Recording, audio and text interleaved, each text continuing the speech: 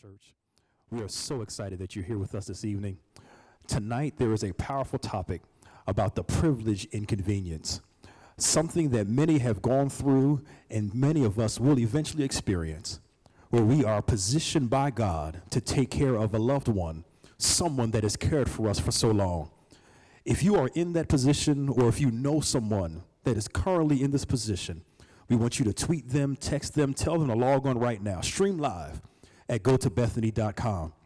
Tonight we have Bishop David G. Evans, the senior pastor of Bethany Baptist Church, and his guest, Patty Jackson, will discuss the topic tonight of a privileged inconvenience. I've learned throughout life that God will use our experiences as a testimony to help somebody else out.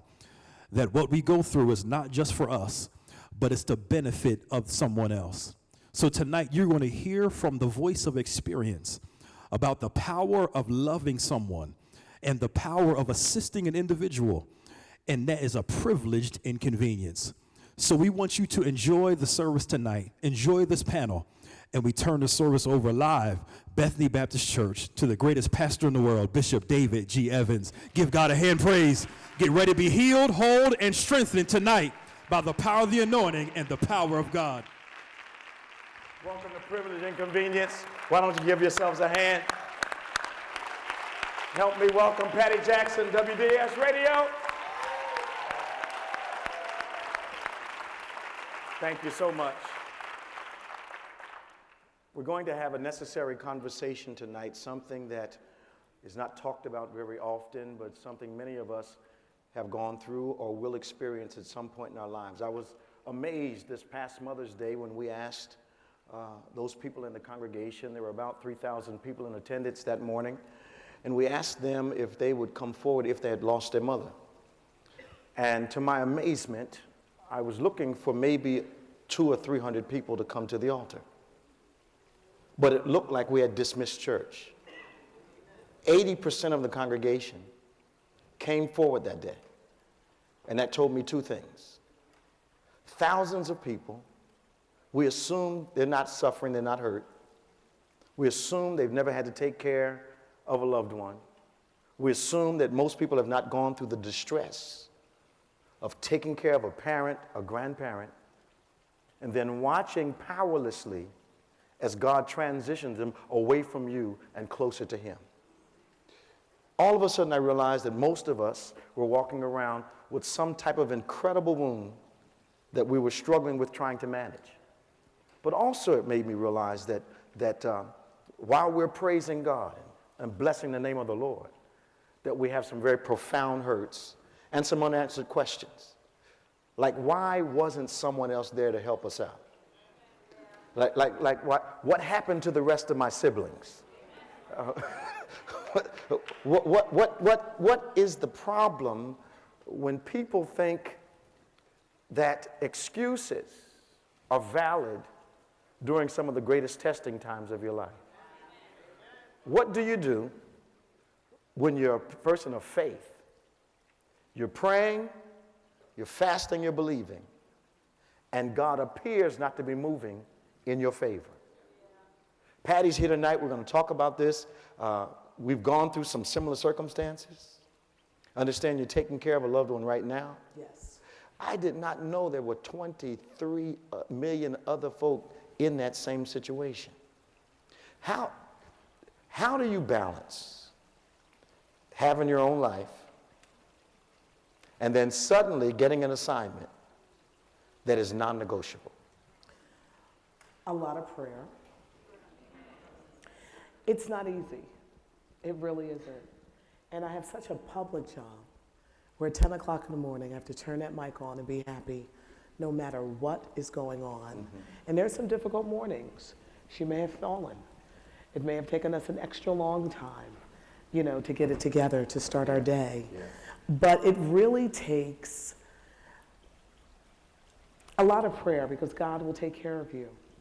Even when you think, boy, this is a rough morning, I pray for patience, to not lose my patience, to keep it in perspective, because the roles have changed.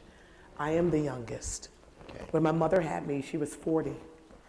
And back then, 1963, They were like, Pat, you're crazy to have another kid. Yeah. But I was meant to be because I was the one who would take care of her. It's very frustrating when your sisters and brothers do not chip in to help. You have to pray away that bitterness because you can become very bitter when everything falls on you. But can I tell you how God has blessed my life? For stepping in and taking care of my mother. For, to many, my life just seems so glamorous. It's on the radio and music, and you meet all these wonderful people, and I interview so many wonderful people. But my life really is taking care of my mom. I'm called, or we're called, the sandwich generation, because you have your children. I'm a mother. You have your parent that you take care of. Then you still got to work, you know, have a career, have a job. So you kind of like blend it all together. I try to be as organized as I can. Some areas fall short. Please don't look in my car. But you try to keep it balanced. But prayer, I talk to God all the time. Isn't it amazing, though, how you're kind of going in your direction, and then all of a sudden this assignment pops up, and you have one of two choices. Either to treat it as non-negotiable, something that has to be done, or decide it's too inconvenient because it wrecks your plans. All of a sudden, your focus goes away from you and your future, your job, your happiness, to taking care of someone else. And the struggle is you start feeling some things that are not complimentary.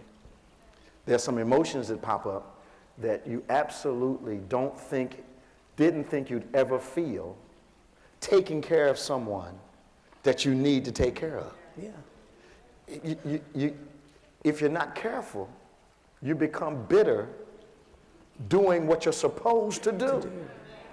You know, and all of a sudden, you start wondering, why me? And then God asks you, why not? Yes.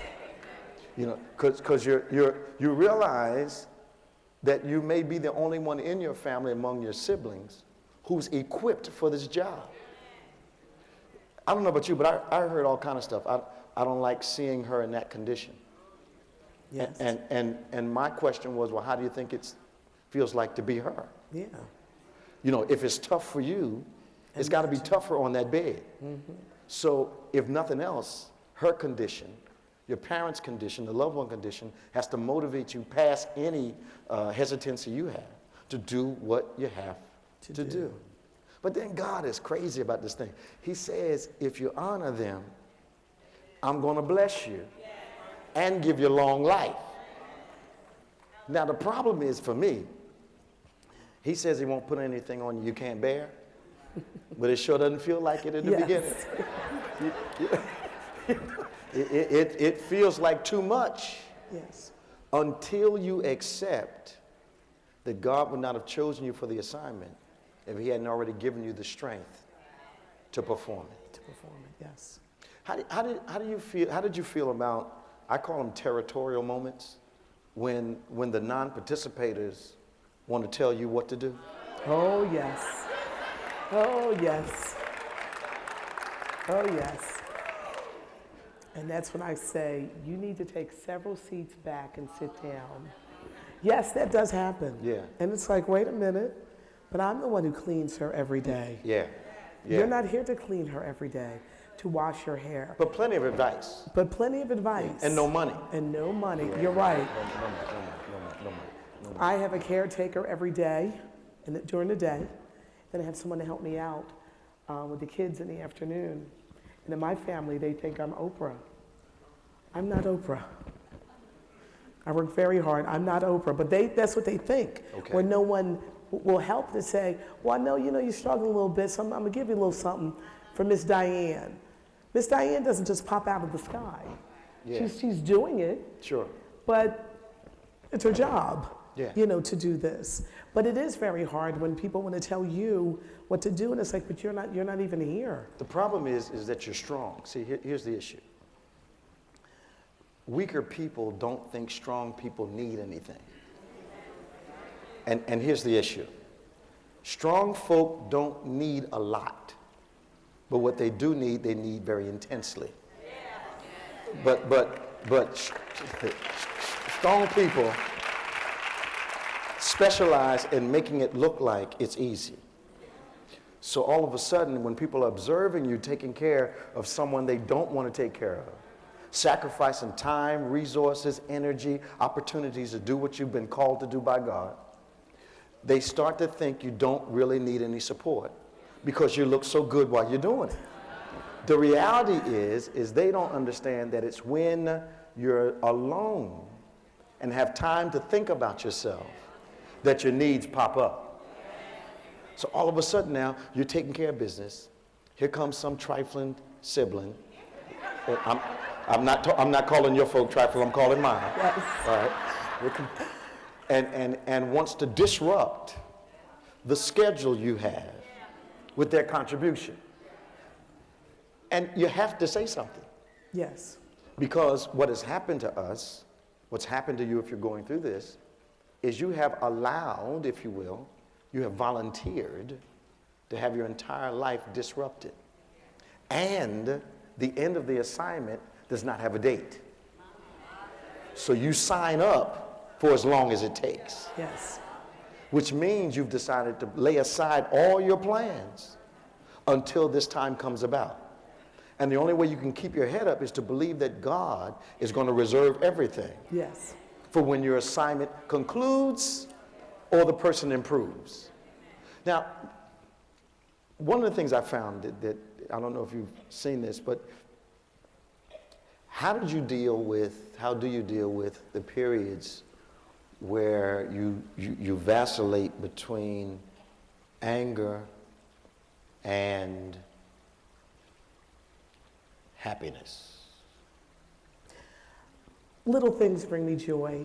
Okay. A good day with no falling, her not getting sick. Yeah, It's a good day. absolutely. And that will make me so happy.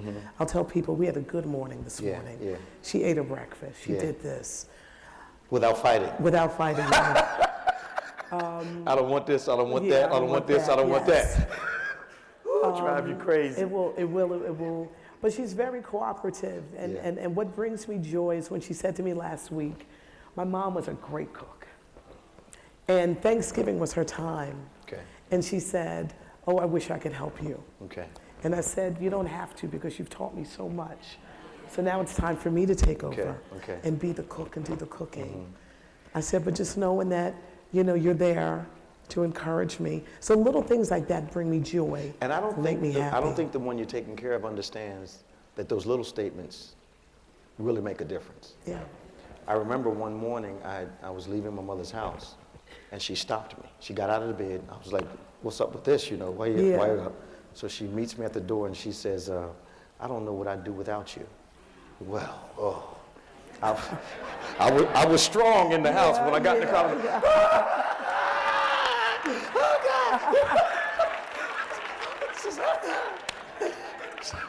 But it did something for me. Yeah. And I needed to hear that at that very moment. Yes. She didn't realize what she did for me. That was enough bread for me to eat for the rest of the month. Yes.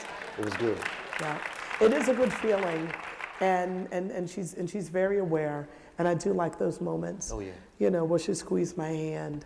Our prayer at Thanksgiving before we eat. We have a prayer. And she says, I thank God for you, the grandkids. Yeah.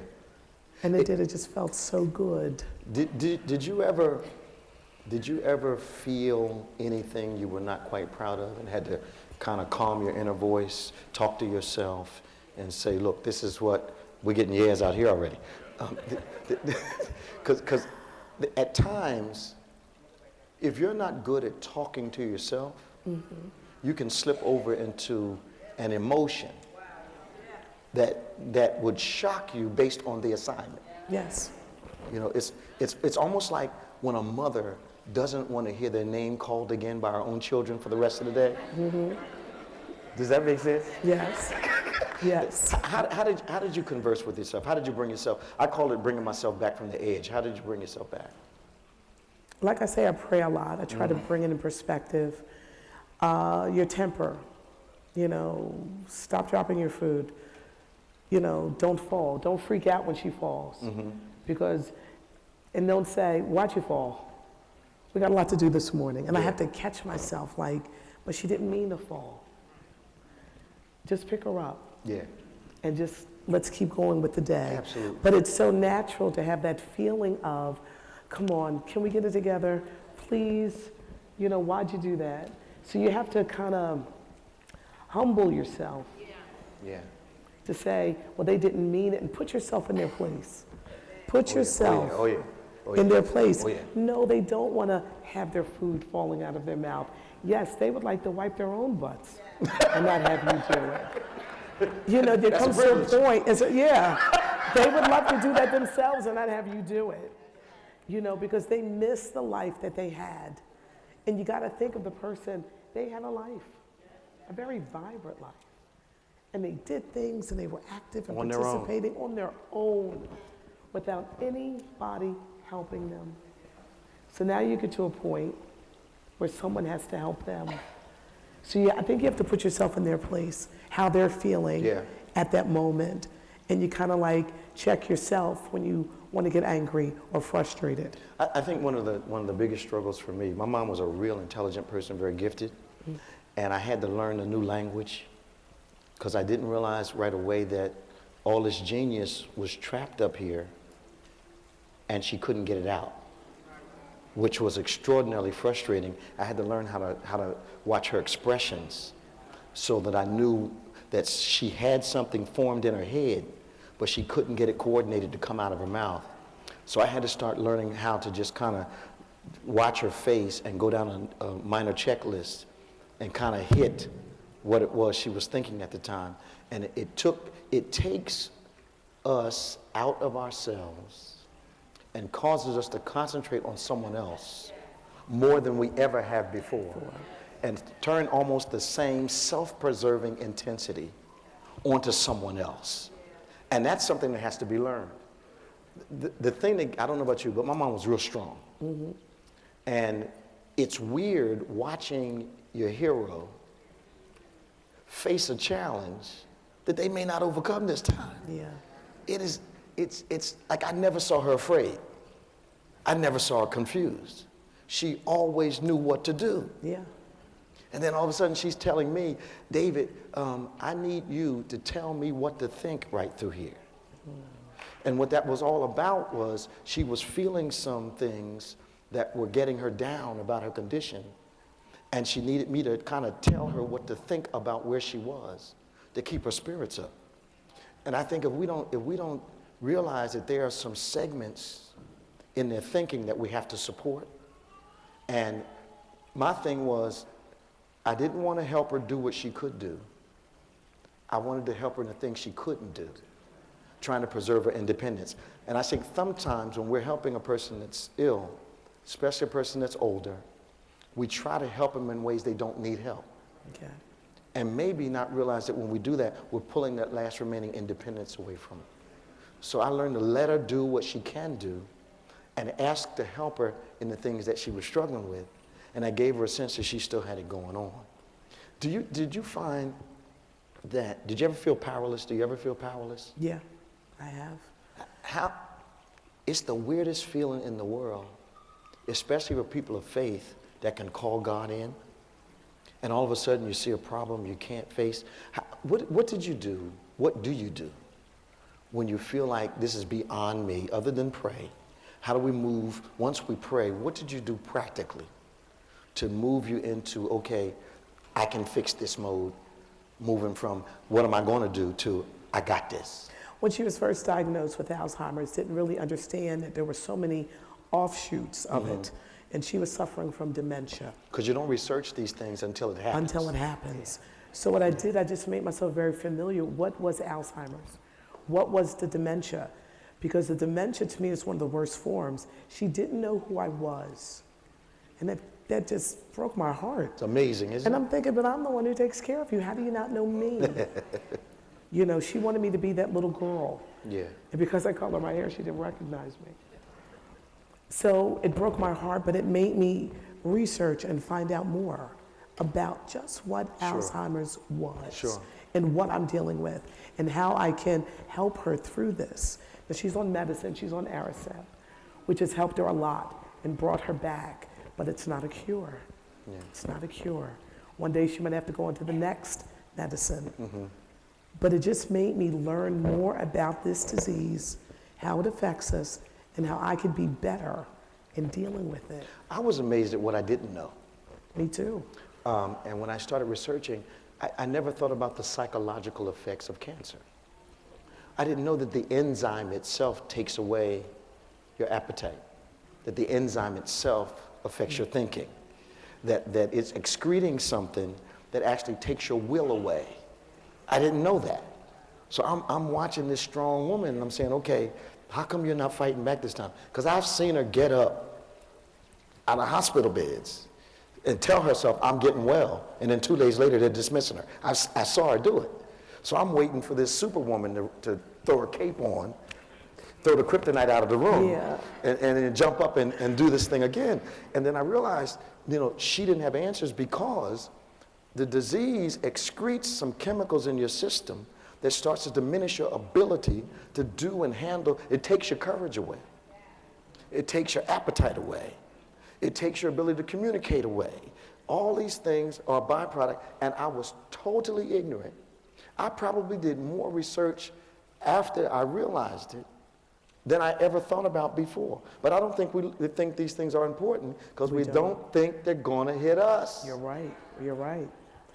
I have friends, and a lot of people with the Alzheimer's, a lot of people don't want to admit that there's a problem or there's something's going wrong, or that their loved one, there's something a little off there, and they don't want to go find it out. The earlier you catch Alzheimer's, the sooner you can get them on medicine, because it's neurological, to bring them around. Yeah. But when you let it go, which would happen years ago, before the efforts about Absolutely. Alzheimer's really Absolutely. stepped up and now we know more. But years ago, we were just like, oh, that's just crazy Uncle Joe. Yep, We just accepted it. they're special. We just, yeah, they're They're special. special. We accepted it and we just said, oh yeah, they're like that, but they'll be okay. Yeah. And it was the early signs and no one really knew how to deal with it. I think it makes you real sensitive. Because, I'm 61, so you can kind of tell me something at 8 o'clock and 8:05. You have to remind me. Yes, yeah. I was over in Philadelphia last night, and I saw a guy I know, Frank Giordano, and I know him very well. And I saw him, and I normally say, hey, Frank. But I'm looking at him, it took me a minute. I say, hey, man, how you doing? and I'm waiting for the information to come up on the screen, Yes. And it makes you think, am I getting early dementia? Yeah. You start thinking about these things, and then every little pain, you're worried about cancer. Yeah, you do. It makes you, it does, it makes you think. Am I that, right yes. about it? Yes. Yes. So it does heighten, the whole point is it heightens our awareness to something we were unconcerned with, which kind of was a problem for me. I didn't like the fact that I got this hyper concern only when it touched us. But I was spoiled. I mean, we'd gone 30 years without a teenager, baby, grandparent, child, anyone being sick or dying. We had gone 30 years and no illness had touched our family. And then all of a sudden it comes. And you're just unprepared for this great illness to enter your life, especially when you've enjoyed such a long season of grace and favor that God has placed on your life, and you understand, well, it's my turn. And it just disrupts everything. I think we're getting ready to go to the internet and answer some questions. So let's hear what the internet has to say. Hi, Bishop. Hi, Patty. Hello. They're enjoying you guys so much on the internet. We have quite a few comments. People chiming in, just letting you know that they have experienced the loss of the loved one while being the primary caregivers. We have some comments from Evangelist Tawanda Wakefield. She cared for her grandmother for several years. Mary Fanning, she took care of her father-in-law. And so we have a really good question here. We have some facts that I did pull up, so I was able to connect some of the things here. We were talking about just under the general umbrella of caregivers. I think it was 44.4 million people in America are caregivers, and under that umbrella, we are taking care of elderly or sick or loved ones. But here's an interesting question from Tanish Jetter. He says, why do we pretend that we are not drained while taking care of the loved ones, and then we pretend to be so strong during and after the loss? He says, can you speak a little bit to this level of insecurity? I don't know what happened with you, but I found out that my bragging strength was different from my actual strength. My bragging faith was different than my actual faith. And I had enough to do what I needed to do, but I was not nearly as strong as I thought I was. And I found it because there were times when I felt like my endurance for the situation, for the assignment, was not up to par. I started, I don't know about you, but I started liking laying down a lot more than I used to. It was like, if I had an option between sitting down and laying down, I realized it was an internal fatigue that had to be addressed during taking care of a parent with a long-term illness. And I know how to pray. I'm a man of great faith, but I still got fatigued in a place that I'd never felt it before. And I remember waking up one morning and saying, I'm worried about me. And I said it out loud. And I didn't know that what I was voicing was my internal voice was letting me know I had reached a place of fatigue that I needed to address. And I remember going to the doctor, and he explained to me medically what was going on with me. He said, ever since you started taking care of your mother, your adrenal glands have been wide open. So you were on fight or flight response in your body 24 hours a day. And it wasn't shutting down. It got so used to being open that when I slept, it didn't shut down. Because when you sleep, you're still on a vigil. Yes. And you hear everything in the house. And you wake up and you can't go back to sleep. And you're checking when you don't need to check. And it's just, I think sometimes we find out more about ourselves in these situations than we ever knew before. That's right. We have another question. This is from Wilmanette H. Reed. Bishop, that was really good. That was really good. I always like when you drop the knowledge. Thank you. Okay, so Wilmanette, she says, I know that it's very difficult for some of the individuals to carry the load of the responsibility. But her concern is when she offers the help, why is she oftentimes rejected? She says she feels that a loved one taking care of another loved one, that caregiver in itself needs some reinforcement, some type of support. But in her particular situation, she's always being rejected. She says, everything that I tried to do to help care for my loved one was met with immediate rejection, and I could clearly see they needed the help. Any suggestions, Bishop, on how to address this? Go ahead, Patty, why don't you answer that? When you say rejected, the person that you're taking care of? No, not the person, the caregiver is rejecting help. Because sometimes we feel that we can do it all ourselves, that I'll do it because I'll do it right. You're so used to doing everything and you're like, well, I want it done this way, and I want it done right.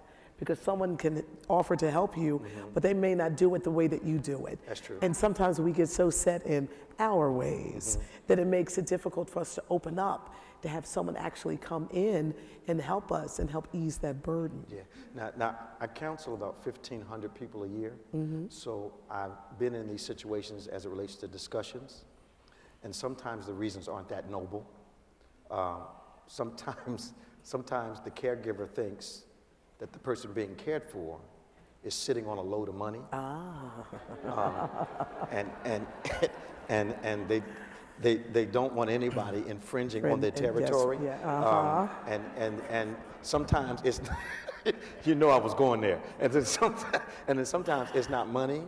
It's like chairs and stuff people have decided that they want. That they want, yeah. You're right. You know, this is not funny, but this is real. My mother passed away about 1 o'clock in the afternoon, if I remember. And I went to my grandmother's house because I'm always the one that's been family designated to go tell her that one of her children has passed. She's 100 years old, so she's outliving her children, which to me has to have some kind of deep psychological effect. Yeah. Because you're not supposed to predecease your children. They're supposed to have that burden, not you.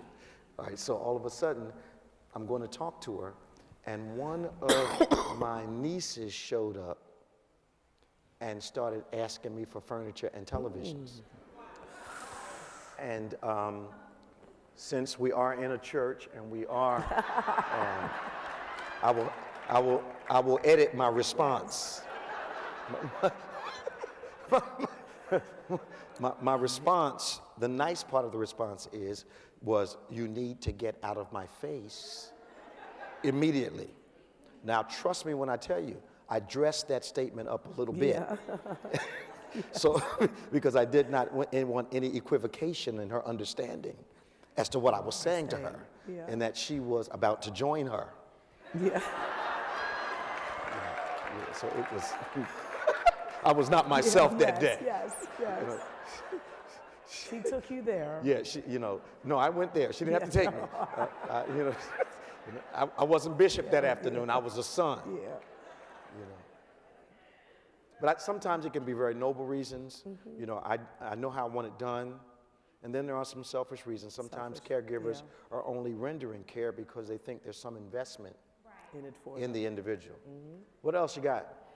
So we have one more I want to address. Rita Scott, she has a more detailed concern and question. She speaks about taking care of her husband for the last 3 to 4 years. However, financially, she's having some difficulties, and she's just not sure what resources she can tap into with regards to the state that'll help her and assist her with maybe getting some necessary needs for mobility in the house. She's talking about maybe getting him a chair that he can get around in the house.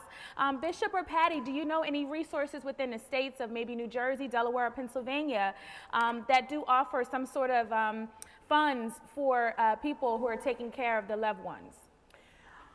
I'm sure there are. I'm pretty sure there are, between churches, Salvation Army, different organizations. It takes research to find out where you can get it and where people can help you and assist you in getting these things, because there are people, you know, just think of medical cost. It devastates families in taking care of a loved one. And there are things that you need. It would be, what a blessing it would be for her to have a chair. There are state programs that have benefits of transportation, hospital-type beds that you can get for the home. Medicare, Medicaid will send somebody to the house a few days a week. There are a lot of agencies statewide that will not volunteer, but if you call and ask, they'll direct you to where you need to go. So there is some help. Yeah. But at times, though, sometimes you get kind of sequestered in what you're doing, and you start reaching out only when that inner fatigue starts to hit you. Right. Well, Rita Scott, I that guess we don't question have any was more? by Rita Scott. So Rita, I hope you were listening intensely. They did give you some information, and best wishes, and we'll be praying for you and your loved one. Bishop and Patty, thank you so much for answering these questions. We do have one more. Here we go. We have another one that just came in. Ooh, this is a good one. Okay, Bishop and Patty, this gentleman wants to know, why is it so difficult for the family to come together to all provide care for the same loved one who provided continual care for all of them? I think this question is more or less addressed to the siblings. And why is it normally one person that bears the entire weight of the responsibility for caring for a loved one, when really there's a whole family that can lift up the arms of the person? Go ahead, girl. A lot of people are in their own fear of not knowing how to deal with that loved one. So they would rather not deal with it because of their own fear and their own insecurities. You have those who are selfish, who, please don't intrude on my life. I've got my own life and I'm very busy. I don't have time for that. But as you said earlier, you know, when God gives you the strength and you are chosen to be that one, to lead by example, take care of the family, and show others how it can be done. When I see what's happening in my life and everything that God has brought me and where he has me, he blessed me with a voice to be able to bless others. He's putting me in situations so that I can help other people through what they're going through. And I realize my purpose. When you say, like, well, why me? Yeah. And why not me? Because God has blessed me enormously. To be in a career, 31 years, is a blessing. Because it doesn't happen. But God ordered my steps in the church. I was the one doing the call to worship, the church poem. He ordered these steps many, many years ago. And everything that I go through is enabled to help other people and to be a blessing. I think a lot of times there's another perspective also just as strong. At times, life tests come along. And caring and the ability to care is not common. Because caring requires you step outside yourself and put someone else's needs above your own. And what happens in these situations, if you have siblings,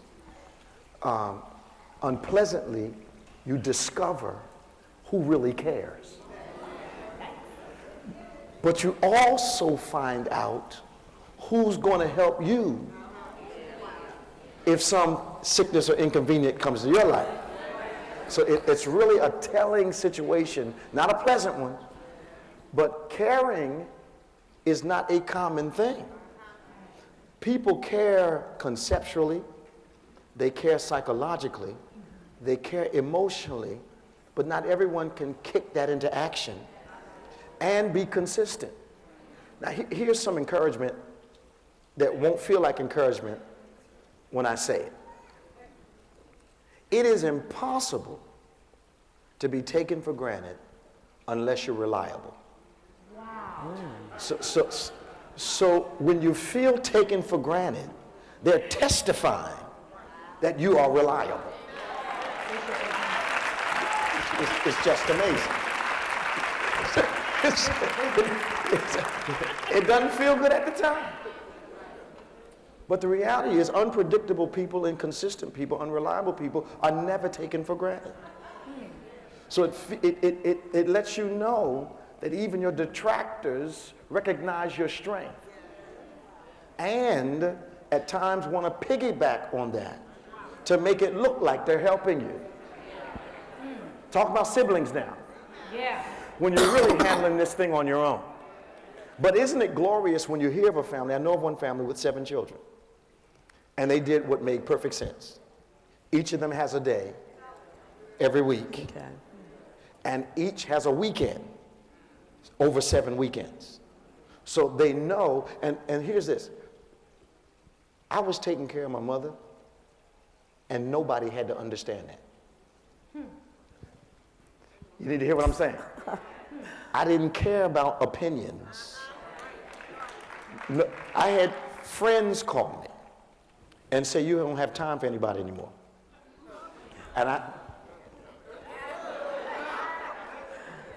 And stuff like, you know, they say crazy stuff to you. Yeah. When you gonna have time for yourself? And my answer was always, I'm taking care of my mother, and nobody has to understand. Nobody. So, well, I want to take the time to introduce one of the greatest family counselors on the face of the earth. The irresistible, the irrepressible, the influential Dr. George James.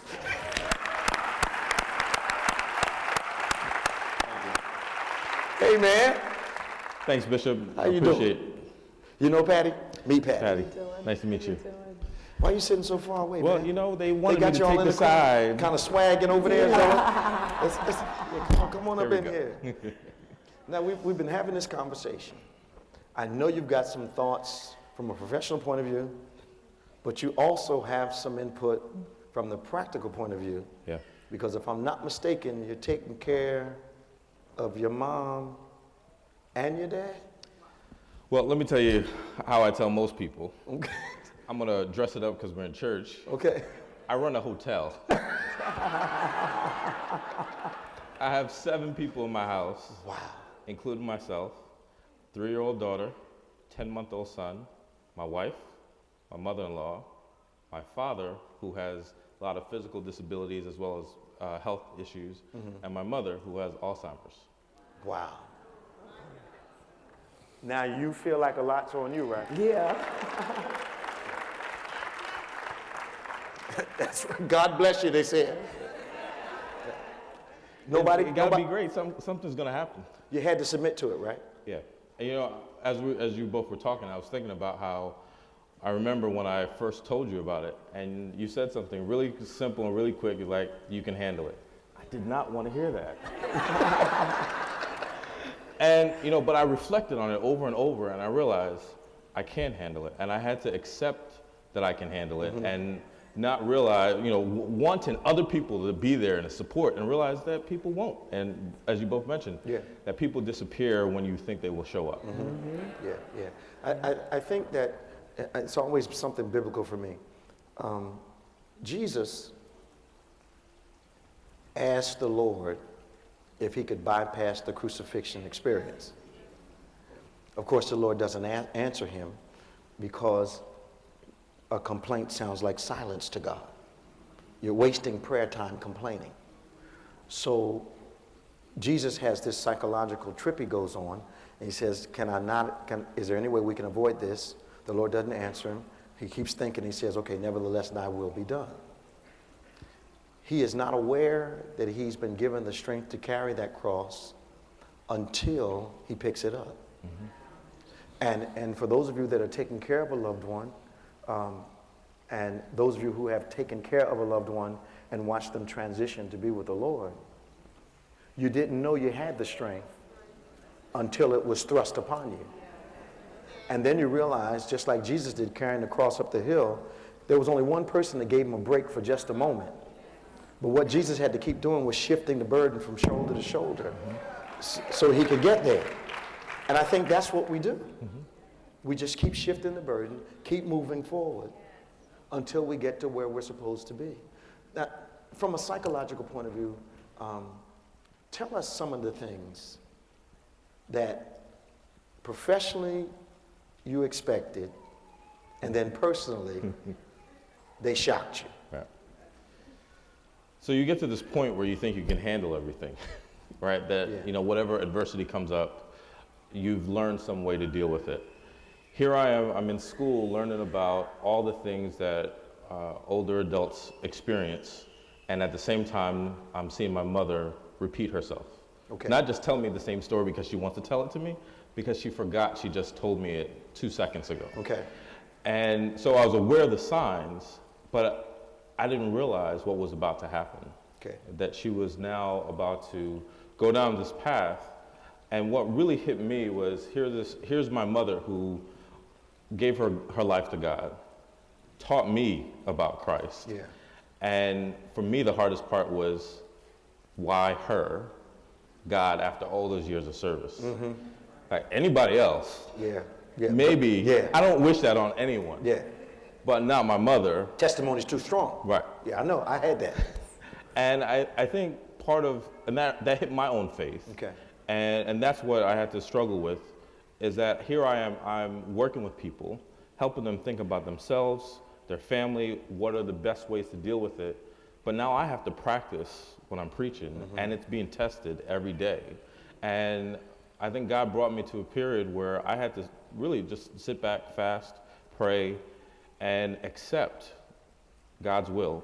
And what can I do to allow not only my mother, but my entire family to be at the best place that we can be. Sure. And that then fueled my ability to help other people even more. Okay.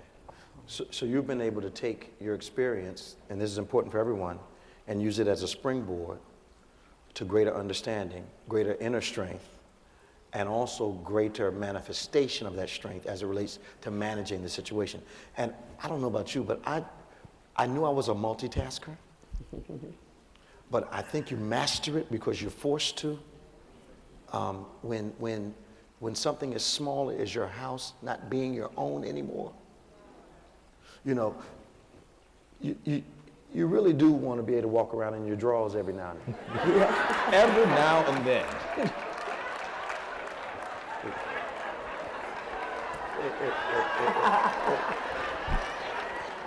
But I got a hotel. I but can't when do you're that. taking care of the folk, you You can't do that.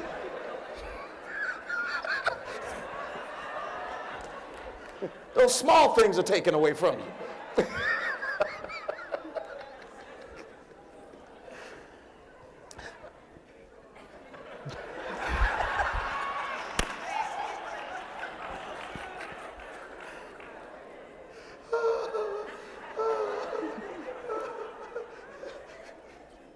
Dr. James, tell me, why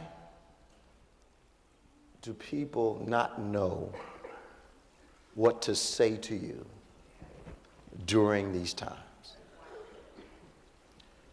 So I think it's a few things. Okay. People see you doing your life, you know, as you mentioned earlier, Patty, they what we call is they project this strength onto you, which is real. Okay. And they believe that you have this ability to handle everything. But as you mentioned earlier, the only reason why you're able to handle something is that because you have not only the strength, but something that's fueling you. Yeah. I mean, I think about my car. There's but so far I can drive it before Sure. I would need to put some gas in it. Sure. Right? Before it needs an oil change, before I need to do all those things. And I guess people just think you could drive without gas. Yeah. Right? Yeah. And that Yeah. they think that you can handle it, and they think that maybe they'll either say something wrong, or maybe you'll ask them for something they really don't want to do in the first place. There you go. And I think that's what became frustrating. Was the other part was that they stay from a distance, offering suggestions that really aren't truthful. Yeah. Like, the worst one I heard was, "We did this to my mother." Now, this is people who don't really understand the biological, the genetic, all the things that are a part of it. They go into that condition. And so that just shows the level of ignorance that people can have. And so you have to be able to deal with that, still have your own center, still be able to handle your own life, and then still offer care. Do you think that when a person makes that, "we did this to them," it's a very ineffective way of soothing their own guilt? Does that make sense to everybody? Yeah. I remember, and this may sound weak to some people, but after my mom passed, Patty, you know, you get a lot of spiritual advice from spiritual people.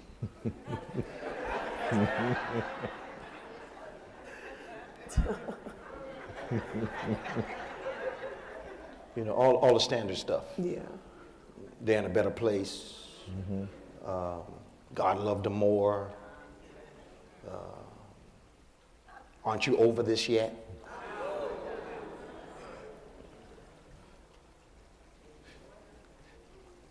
And I realize it's people trying to say something to soothe you, who either haven't gone through what you've gone through, or didn't have the relationship you had with your mother. Yeah.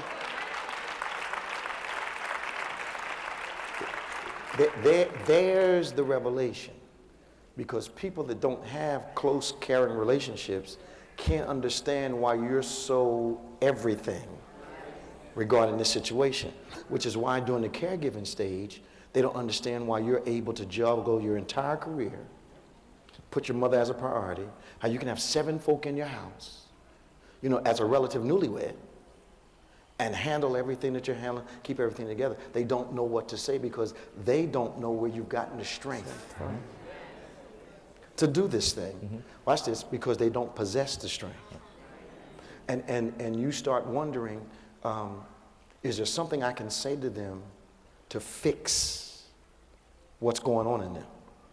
I think that's the mistake. When I ask you can we fix that? I'm assuming the thing exists. Those statements come from a place that does not exist. So why doesn't this person care?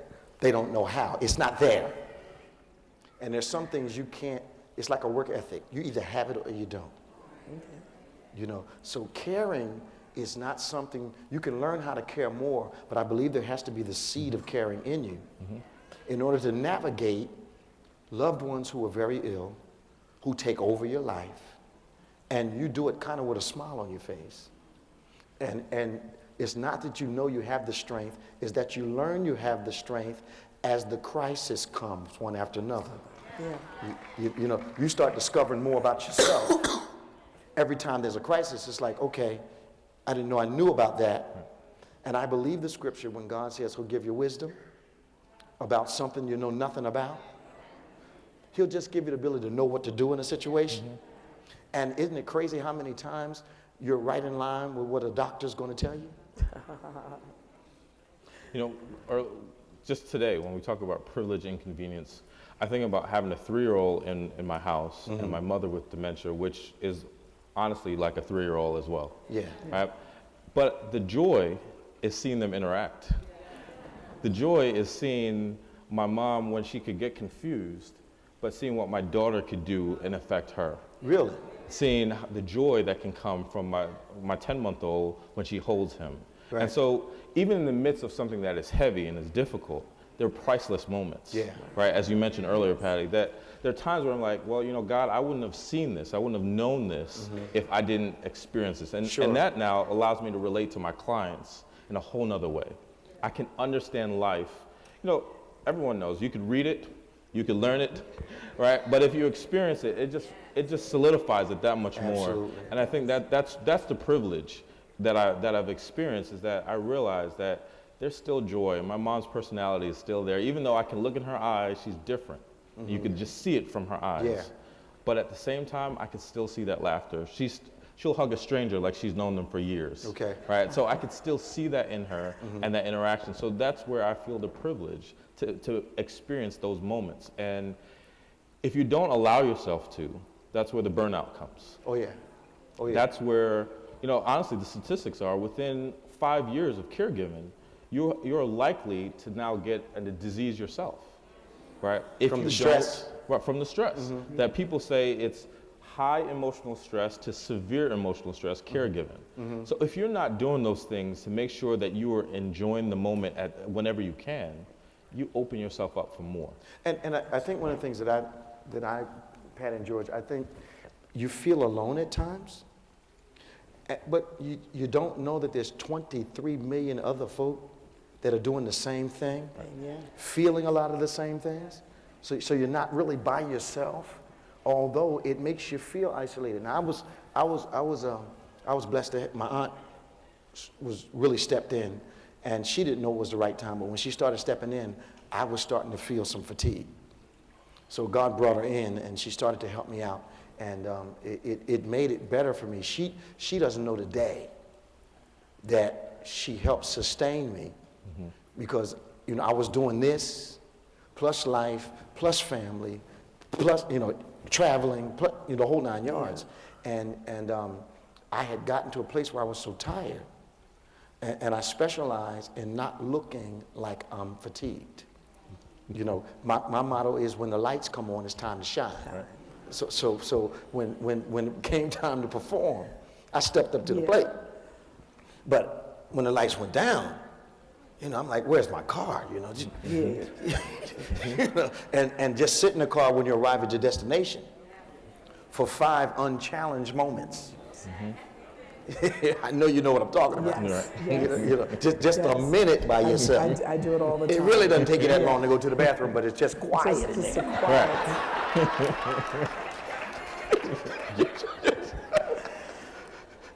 Talk to us about how, as we transition this conversation over into the loss of a loved one, when your parents have been your heroes in life, in faith, and suddenly their mortality becomes evident. And you look at them, and you see everything about them is being prepared to go see God.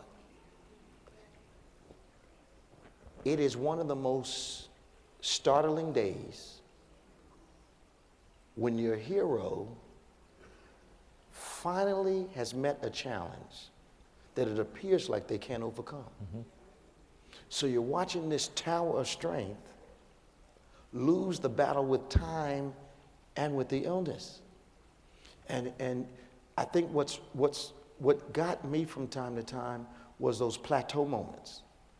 When I would come in from work and she'd be like, "What took you so long to get here?" I'm like, "Okay, God, you answered my prayer." Yes. Right. You know, she coming through this thing. And then the next day she's down again. I'm like, wait a minute.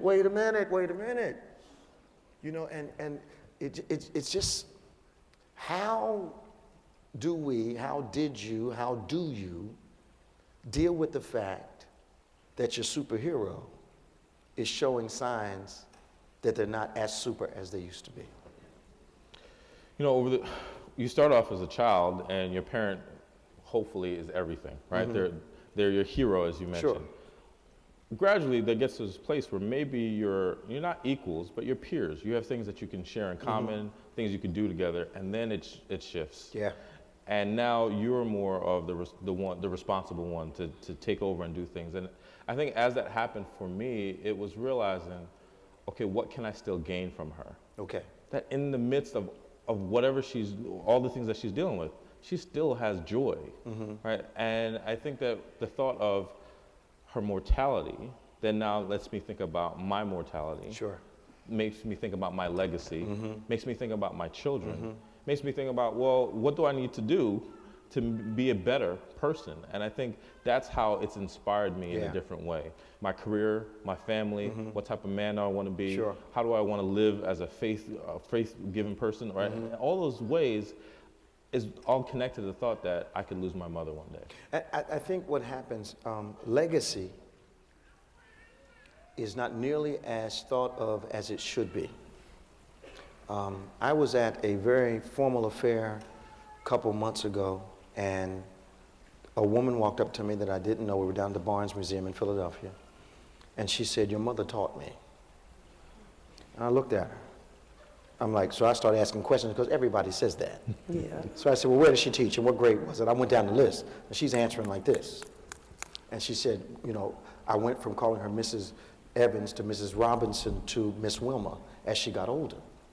And I realized here's a woman in her 50s that my mother had impacted. And I started to ask myself right there in that place, are the times that I live in going to be known sheerly by the fact that I lived in them? Are the 2000s, the late 90s, into 2012, 13, 14, 15, 16, however long I live, will that time period be stamped with my existence? And I think when God allows you to see the mortality of your loved ones, you need to start thinking about, what am I going to be known for when I leave here? Right. Yes. Right. That makes sense. It causes you to look inside, I think, too. How you can be a blessing to somebody else, how you're living your life, Yeah.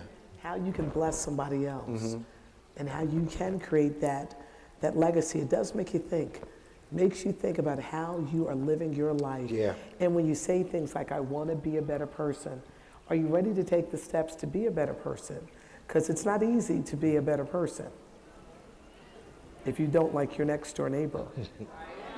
And you roll your eyes at them every morning when you see them, like, it is, it's very hard. One of the best sermons I ever heard of, I prayed I wanted to be a better person. But how could I be a better person if I couldn't get along with my son's father? I hear you. If I couldn't mend that relationship? And that took a lot of prayer. It did. It was like I was knocking out everything in my life, but I came to that. But it was a journey that he took me through, and he took us both through, that we could stand together today and be co-parents. But it was the hardest struggle of my life, and it came from one prayer. God, I want to be a better person. Okay, get along with this person. Mend your fence with that person. Do this. And so you really got to think about the legacy you want to leave. And to be a better person, there's so many things we have to clean up in our own lives, things that we don't want to face. Yeah. We have a question from the audience. Yes, this is Sheila, and she's coming to us. You know, this is a very emotional topic for many that are here, and she wants to share, but we want to pray for her so she can get this question out of her system, so she can get the help that she needs in the area where she needs it at. Mainly my father. He passed away like several years ago, and me and my children were the caretakers. We took care of him every day. We made a lot of decisions, or I made a lot of decisions because a lot was put on me. And our family, seemed like every decision that I made that I felt was the best, resented it, or always felt like it wasn't the right thing to do. And I had to deal with that throughout my, caring for my father, the family withdrawing from me because of me making decisions. My mother was no longer here, so I was the main overall taker. And it's just hurtful to know, to this day, my father's been gone for like 5 or 6 years, and the family still don't speak to me, because they feel as though I did something wrong. And I did the best that I thought I was doing, and I knew that I was carrying out my father's wishes and my mother's wishes when I was taking care of my father. And I don't understand how family can put the blame on someone. It would have been better if they would have, pushed on in there and helped me. I was looking for help, and I wasn't trying to do this by myself. My father wasn't no gold mine. It wasn't nothing that, we was looking out for, but just taking care of him. And everybody just did their own thing. But as soon as I had to make final decisions, everyone wanted to come in and dig in on me. And I don't understand why her family could do that, why they just don't stick together. And, at that time, it's just... Good, George. Yeah. I appreciate you even sharing that, because I think lots of caregivers go through that. There's this self-guilt that we hold, that we think about all the things that we could do differently, all the things that we could do better, and we hold on to that. And unfortunately, sometimes the family and friends, they try to remind us of the things that we're already beating ourselves up about. And the thing that I would want you to think about is, you said it yourself, you did the best that you could do in that moment. And the thing is,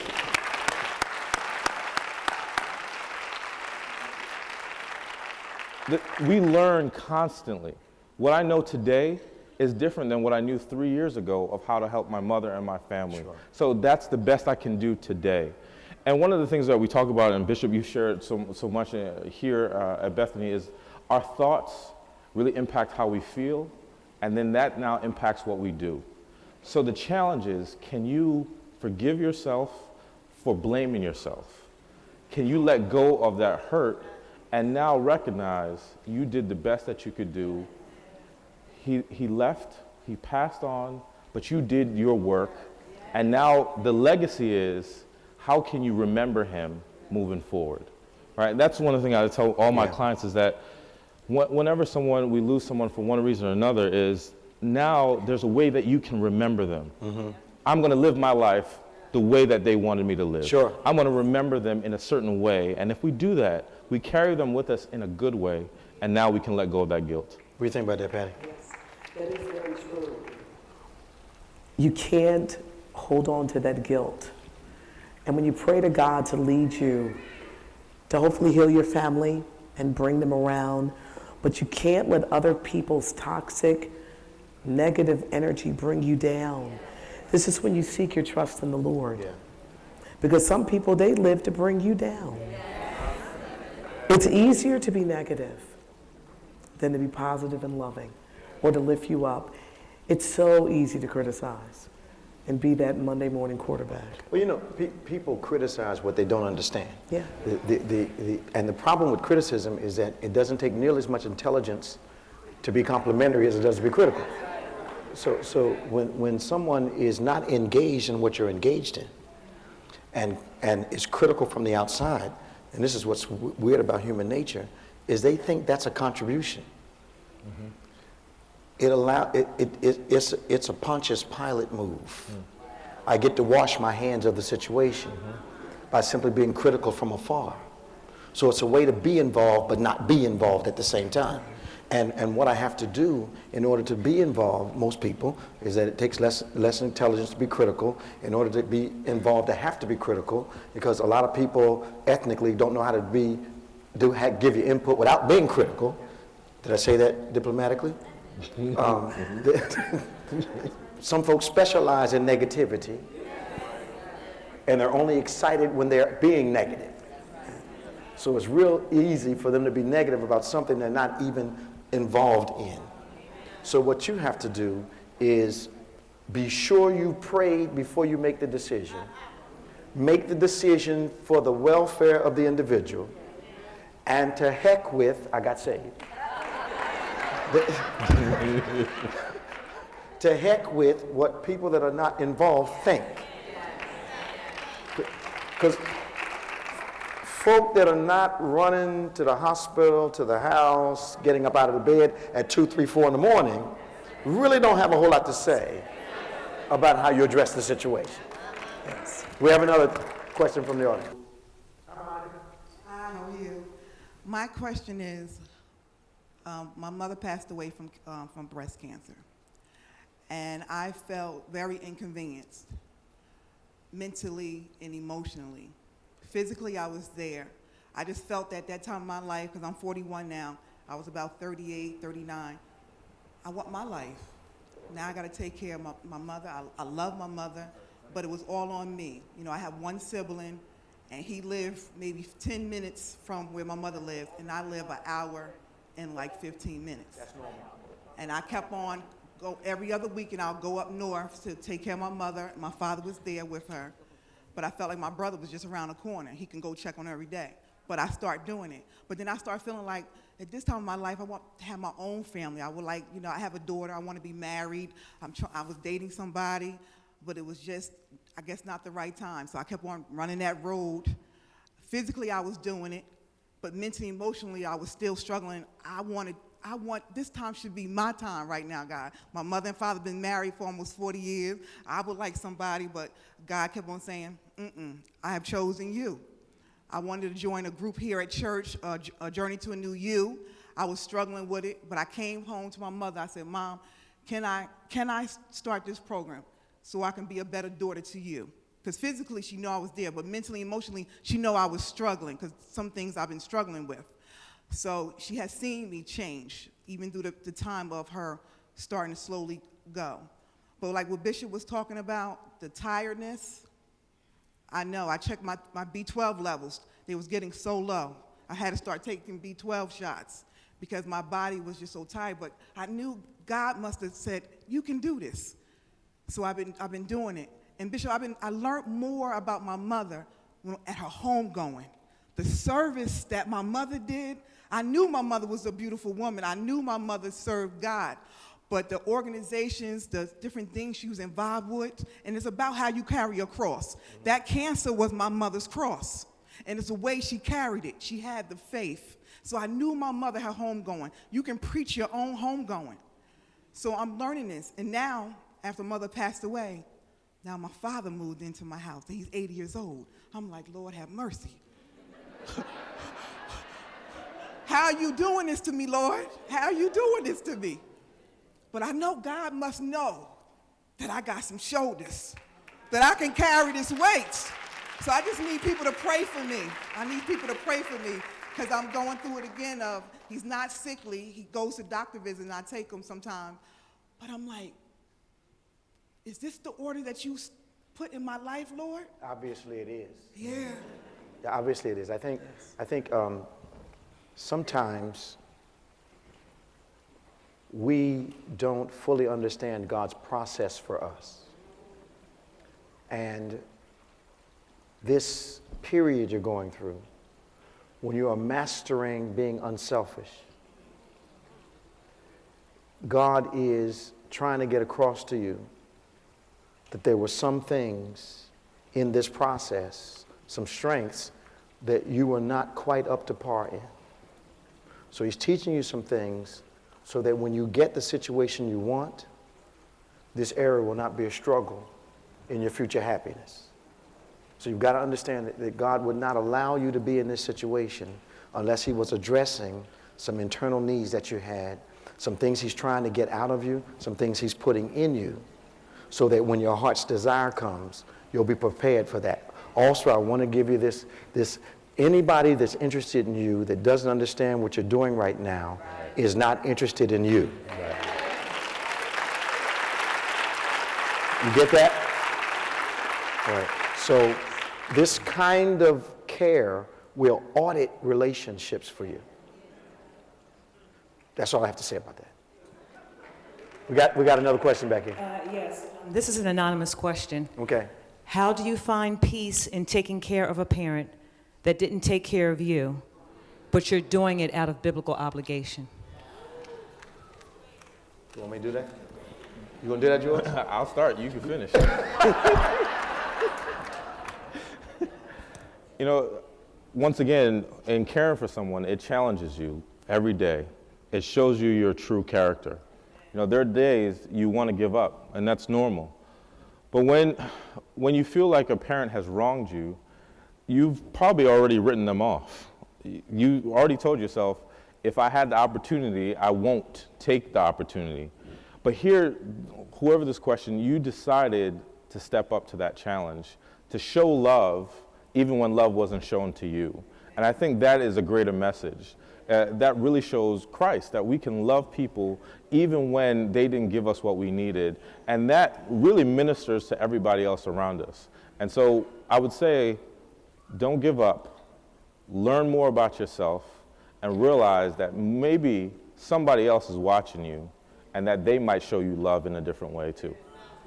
And I think the thing that biblically, God is giving you two tests. The Bible says, honor thy father and thy mother, that your days may be long with promise. That's what the scripture says. So the reality is that God is giving you two tests. Do you want to live a long time? And do you want every promise I have for you?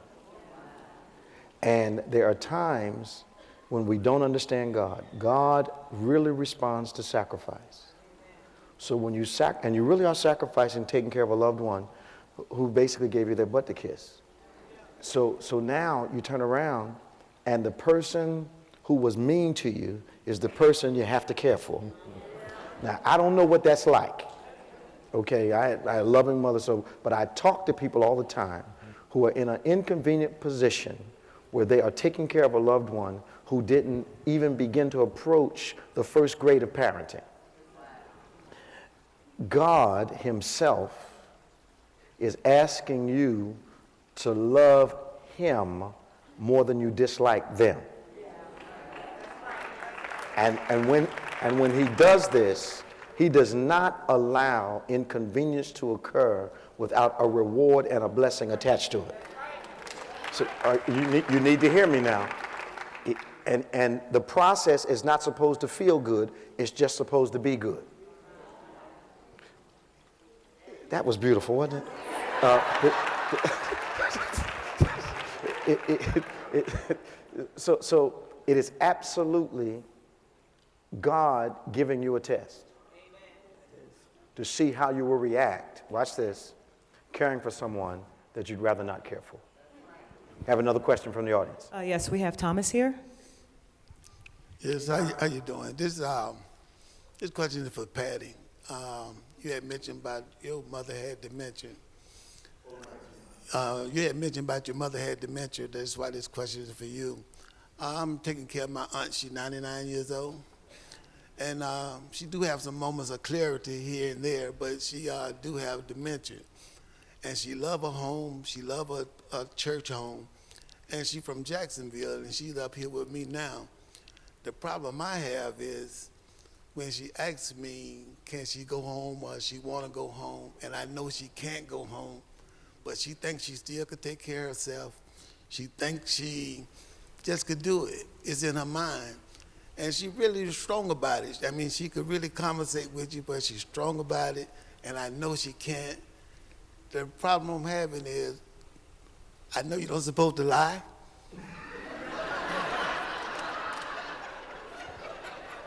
But if I tell her, Aunt, you can't go home, you never can live by yourself, man, she get upset.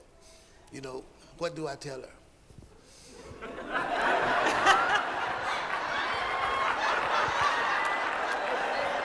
Well, you're not supposed to lie, but maybe you can say not now.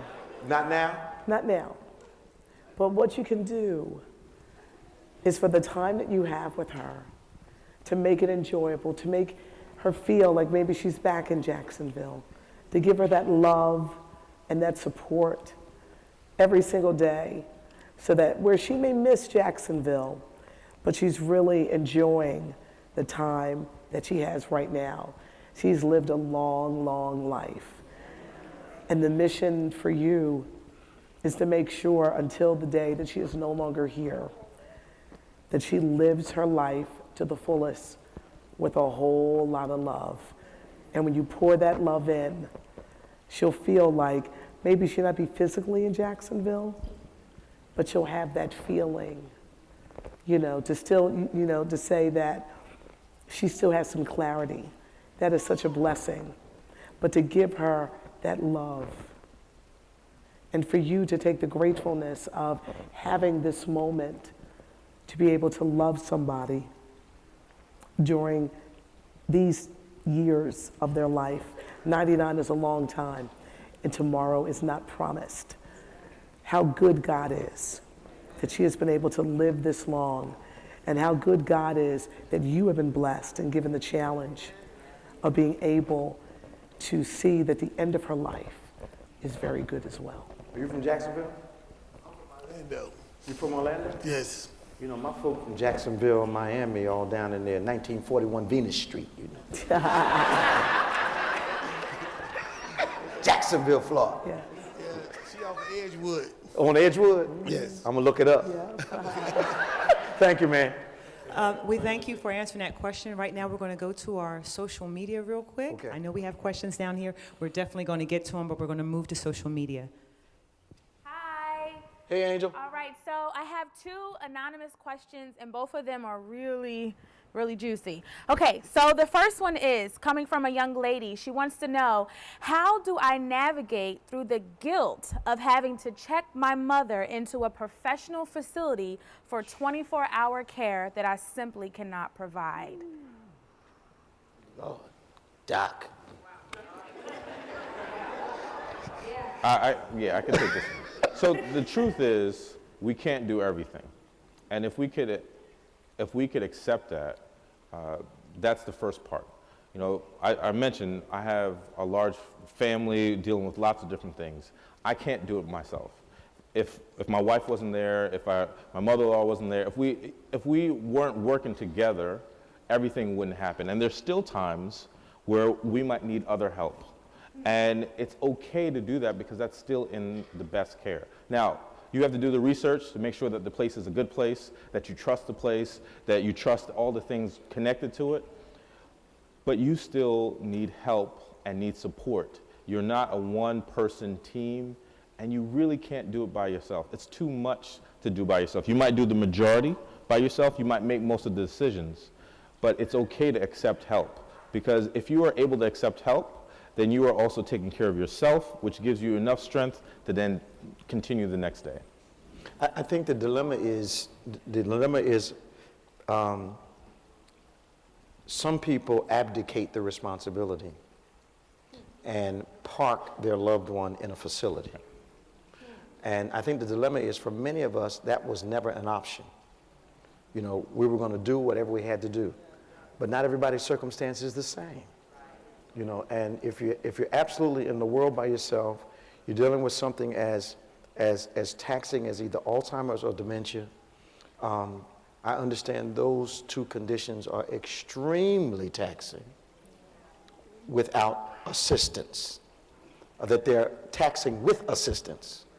So I think you have to look at all your resources, say to yourself what you can do, and decide, can I handle this, can I not handle it? And if professional help is not available to come into the house, because a transitional home is a traumatic place for an elderly person. And statistically, it can be a problem. And most of our elderly people feel a gross sense of rejection if they're put in a nursing home. And that accelerates sometimes their depression. So it's a delicate decision that you have to get agreement on. Because I think if you put them away and they don't agree, you've got an additional heavy weight to carry. In most good cases, if you have enough family around, you decide we're going to keep them home and take care of them. That can be very taxing. But you need to be balanced and secure that you've done everything you can do if you had to make that decision. Mm-hmm. Basically, what this young woman is saying is that she was the caregiver for a sister of hers who passed away. However, this sister leaves behind a 13-year-old son. The family, no one wants to bear the responsibility of now providing for the 13-year-old son, and she had a moment of honesty. She doesn't want to do it either since she was the primary caregiver for her sister. So she's just asking for a little bit of wisdom and guidance and a little bit of encouragement. If you can say something that would speak to her insecurity right now of having to now bear the weight of raising another child. Yeah. Benny? Sometimes it's something that you don't want to do. But you have to understand what God has chosen you for. And this is when you lean on him for guidance. Sometimes we're placed with a lot of things that we don't want to do.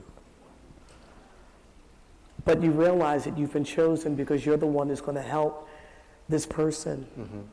It's not easy with teenagers. Who wants to go through teenagers again?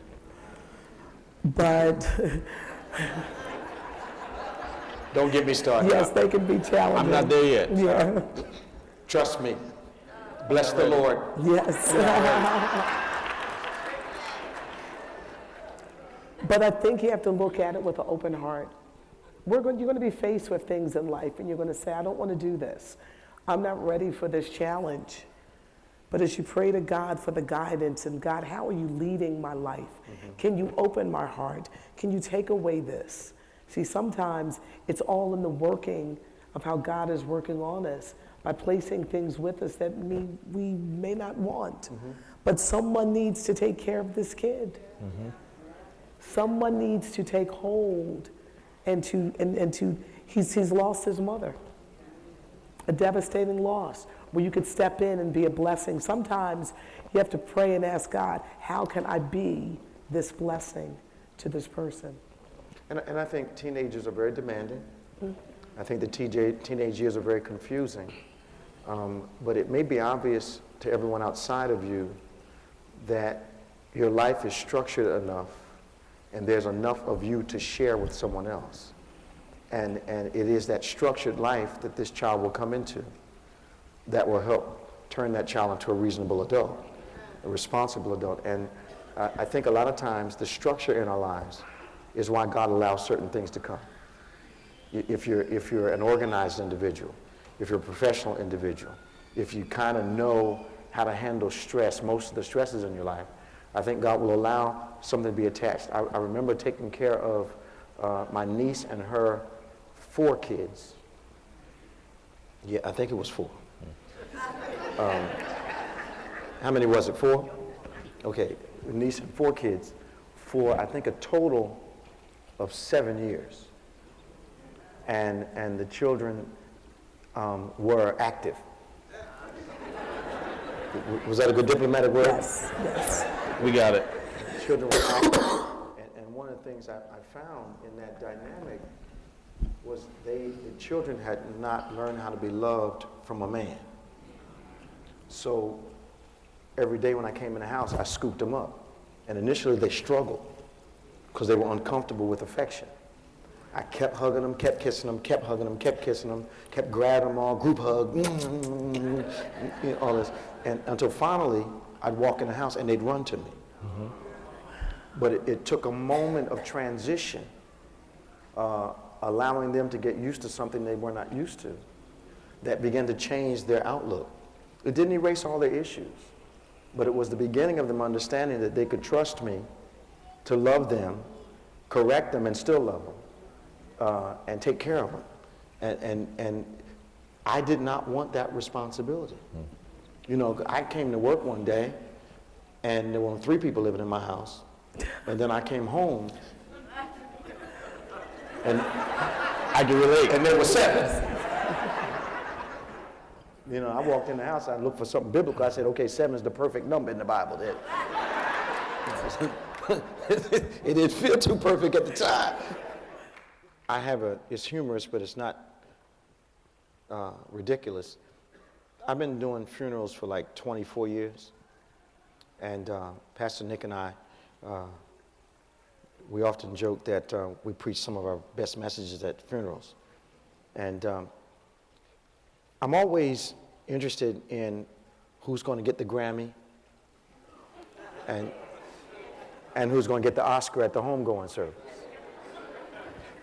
Because there's always somebody that's the loudest, that's the Grammy, and there's always somebody that acts out the most, that's the Oscar. And it's usually the person who has not been there to care for the individual.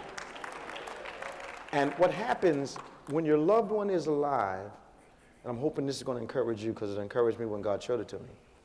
Care is actually you filling what I call the well of mourning. People that try out for the Oscars and the Grammys are trying to fill the well at the service. Those that fill the well while the individual is alive, you'll have people looking at you strangely because they're wondering why you're not breaking down. It's because you filled the well already. So you may have a tear or two, some private tears, but the care now is essential to having a guiltless future. Am I making sense to you all? Fill the well of mourning while they're alive, and you won't try to fill it when that ultimate day comes. Question. Okay. I'm not sure if this is a question or not, but... It needs to be. Okay. Okay. Basically, today, and I don't believe anything happens coincidentally, especially when you trust in God. Today, at around 5 o'clock, I was sitting in my car waiting for my mother to come home from her program that she goes to, her adult day program, and I heard about this service tonight and the topic. And I am a caregiver. I've been a caregiver for 7 years. My mother had her onset of dementia was in her late 60s. Okay, so I've been taking care of her, and I've gone through all the different stages, like why me, and then so forth, but I consider it now, I've gotten to this place where I do consider it a privilege. But there is one thing that I'm struggling with, and I thought to myself, God, you are so awesome, because I can go there tonight and I know I'm going to get an answer or get some type of affirmation, because I believe he's speaking to me, but sometimes you just have to hear it from other people as well. What I'm struggling with right now is I love the Lord and I go to church, okay? My mother, as her dementia got progressively worse, okay, she does behave like a child, okay? So, and then last year, she broke her neck. She actually fractured her neck. And I had some hospice people came in because I chose to take my mother home because she's had some bad experiences in the rehab centers. So I chose to take her home, and they sent hospice in. So, you know, negative things around that. But I said, no, God's not ready for her. And I tried different things before. I said, I have to go to church. I tried to get family members to help me, and it looks like the devil's busy worse on Sunday. So that didn't work out for me, and I said, well, I know I'm making a promise to God. I'm going to go to church every Sunday. I would love to still continue to take my mother to church with me, but we've had some experiences in church, sure, you know, and not every church is tolerant of, you know, behaviors and so forth. And I'm not saying she's an embarrassment to me or anything like that, but it just didn't turn out good. I couldn't concentrate. Some things were going on with her. So I'm saying this evening, I said, I really want to, and I've spoken to a lot of friends. When my mother was on hospice even, they had a chaplain come out, and I told him what my concerns were. I was like, I really do want my mother to come out and fellowship in the church. Land the plane, baby, land the plane, Okay. land the plane. Yeah, but whatever, all I wanted to say was that I really want some type of affirmation. I've already been encouraged by a lot of people here, but I want to bring her to service, you know, and so that she can, because you can see it in her eyes, she still wants to praise the Lord. She still wants to, you know, worship him. And I just, you know, I feel uncomfortable sometimes in certain church settings, but. You do? Yes, I do, because. Why? Because of, you know, her behavior, like she wants to get up, she wants to speak when, you know, the minister's speaking and so forth. She called to preach now. She wants to get up. She wants to get up, you know, and things like that. But well, I think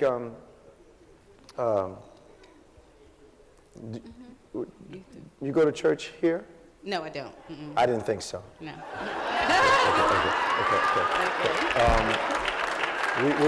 We have. Okay, thank you. We have an incredible tolerance for everything from crying babies to Okay. misbehaving adults. Okay.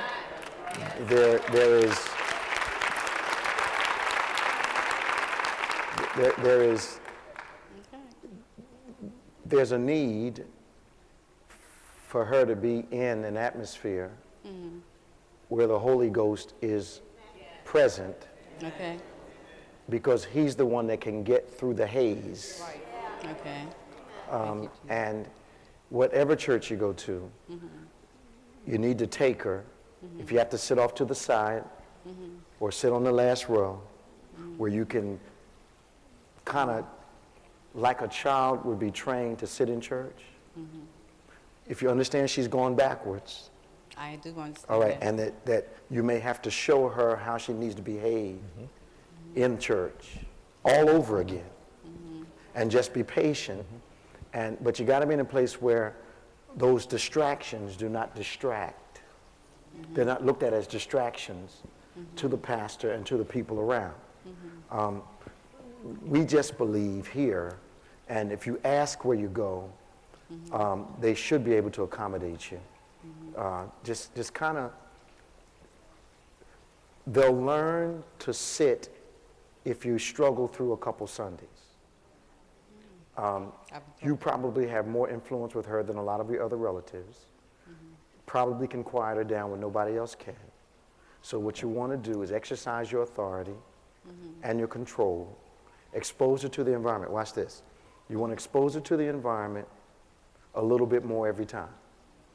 Now that may not be good for you, but it's going to recondition her. Amen. So maybe she makes it 30 minutes this time. Well, Mama, we got to go. And She that may has get a happened. moment of clarity and say, while we're leaving, where you weren't behaving. And then the next time, Mama, we want to stay longer this time, but I need you to behave. You know, you got to be quiet when the preacher's preaching now. That's funny. That kind of thing. Okay. But you can say hallelujah, thank you, Jesus. Thank You you, shouldn't Lord. get tired of that. All right, but you have to be in a place that's nurturing, that kind of understands. We have a lot of people, we have people in our congregation who are in struggles, and we've learned how to cope, you know, with them, whatever their situation has been. So it's just a matter of you being patient enough to recondition her to being in a place that's obviously going to be good for her. Okay. Thanks for having the courage to stand up. Thank you.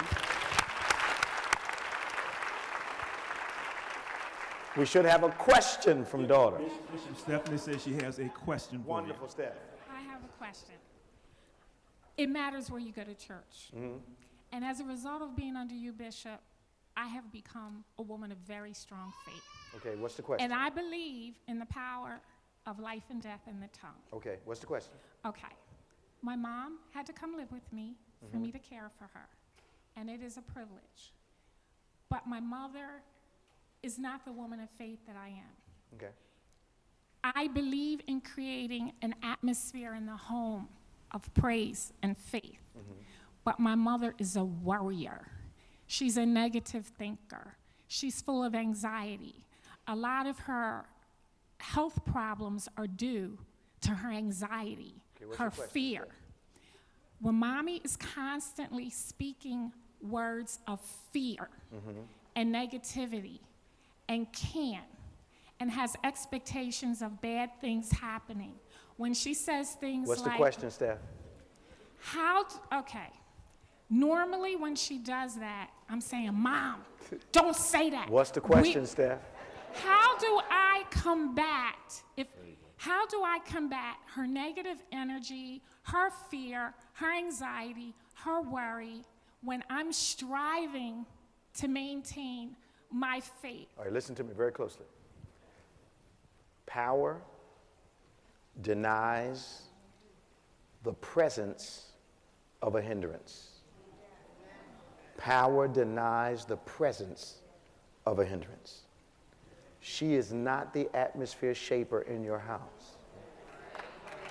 You are. So what she says negatively does not matter. The atmosphere you set is the atmosphere that will exist. All right? Power denies the presence of a hindrance. So whatever word she throws out, it's nothing but a little rain on a sunny day. Thank you. Okay, We have a question. good. All right, good evening. Hey, Gary. Gary Degree, everybody.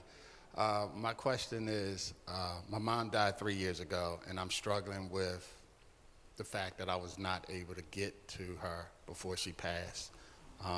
She was staying in Baltimore, Maryland, Bowie, Maryland, with my sister, and I was on my way, but I didn't make it. Okay. And I'm struggling with that, and I can't even go into the house and go into her bedroom because I'm struggling with the fact I didn't make it there. Sure. And it's eating me alive. Okay. George? Once again, we can continue to beat ourselves up for many reasons, right? We do it all the time. What I would want you to think about is, what did you do for your mother before that moment? You know, the ways that you did care for her, the ways that you did try to be there for her. If there were ways that you were lacking, that you didn't step up to the plate, how can you do that now with the people in your life? How can you now be of service to other people that you're connected to? If you know you did everything that you could before that moment, then realize you did everything before that, right? There's sometimes we won't make it. There's sometimes we can't be there. And at the end of the day, you know your mother more than anyone else, and she knows, or she would have known how you would have reacted, or what you would have needed in that moment. So part of it is accepting that you passed, that you weren't there, but that she didn't leave you, that she's still a part of you, that you can still carry that legacy. I mentioned, my mother and how she had taught me about Christ. No matter what happens to my mother at any point, I am determined not to let that go because she gave that to me, and I will carry that all the time. And so there's a part of your mother that you carry. That's what you should hold on to, not that you weren't there. I think the other thing that has to be, Gary, what you want to take a look at is if you're dealing with some guilt as it relates to distance and being available to her while she was alive, that can compound if we're not here when they transition. So what has to happen is you have to ask yourself, where do I feel like I could have been a better son if that's an issue? Could I have been there more? Could I have inconvenienced myself more in going down to Maryland? Got to ask yourself, is some of this tearing you up have to do with some of how maybe you feel like you could have done better while she was alive? Now, you can't unscramble scrambled eggs. But at this point, you've got to recommit to yourself that that will never happen again with anyone else that you care for. That you will inconvenience yourself. Take the hour drive. You will go 9 o'clock at night, stay an hour, and then drive back. All right, the inconvenience will never hinder you again. And that way, your mother will be proud of the fact that her passing has caused you to be stronger and a better individual. I'm making sense to you? Pastor Mito, question. Bishop, this is Larry, who absolutely assured me he has a question. Yes. Good evening. How are My you? question is a little different. I'm a caretaker of someone that's not a family member, Okay. and it seems like she has family, lives like 4 blocks away. They don't take care of her. They're not really concerned. She has outside family, lives maybe in 2 hours. They don't come and help. But now, I've been doing it probably over 10 years, and it seems like I don't really get support from my family, and there's almost questions of saying, well, why are you doing these things? And I'll be honest with you, when I heard this, I said I need to come because sometimes I do get a little tired, and I just want somebody, you know, to not just always ask me questions, why am I doing this, you know, for this person? This person needs some help. Part of my growing up has always been to help people. So it's not an inconvenience to me. So I don't think, if I'm not complaining, I just kind of don't understand why people, you know, are trying to put this weight on me about why am I doing these things, and, you know, it's just not family, it's a neighbor, and then when I go to places with her, being that she's Caucasian, then I get looks from, you know, the business people, like, you know, it's just a lot. And I just know that Your question I needed is, to come here. What's your question? So the question, you know, what do I do, or could you give me some encouragement, things to do to continue to move on in spite of that it's not a family member? I think it's absolutely essential that if you feel like you're doing something that is right, but also in the will of God for you, that the fact that there are detractors have to become inconsequential to you. If you remember the story of Elisha, when he was following Elijah, it was people that knew him best that were criticizing his commitment. It's a story of commitment. Why are you doing this? They kept offering him these alternatives as to why he shouldn't be doing it. But what I realize about that is oftentimes, and this is for family as well as strangers, our commitment embarrasses those around us. And it reveals something to them about them that it's harder to join than it is to criticize. So they have to be critical of you to justify not wanting to do what you're doing. You have to be clear that this is God's will for you, it's the right thing to do, and actually look at the criticism as an applause concerning your commitment, watch this, to someone you really don't have to be committed to. And watch God bless this sacrifice, because that's the least of these that you're taking care of. So the criticism is nothing but affirmation that you're on the right assignment. That make sense to you? Okay. And also realize how God is using you. We should be the light that draws others in. That light that they can't understand, to draw people in. What would Jesus do? It's not a family member. So you may have people scratching their heads like, why? But realize your purpose and how God is using you. You shine your light to bring other people in that may not understand. And your ministry and what you're doing will help people to understand on how we should treat other people that may not be someone that we're related to. Thank you, Larry. Bishop, one last anonymous question. If you know already that you are going to need to be cared for, but you don't trust those close to you to do it, what should you do? Major question.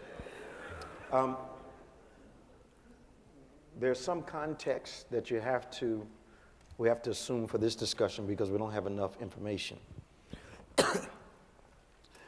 Let's assume the individual is a part of a strong church and the individual is a member of a crazy family. So crazy that you know, based on the treatment while you were well, that that treatment is not going to increase when you become infirmed. Okay. Everybody with me on that? So you already know ahead of time, these are not the people that I can depend upon. There are people in your church setting that God will assign to care for you. But only those people can be chosen through time and circumstance, so their real character is revealed. Because money and the perception of money and inheritance brings out the worst in some people. And some people will care for you as long as they think something's in it for them.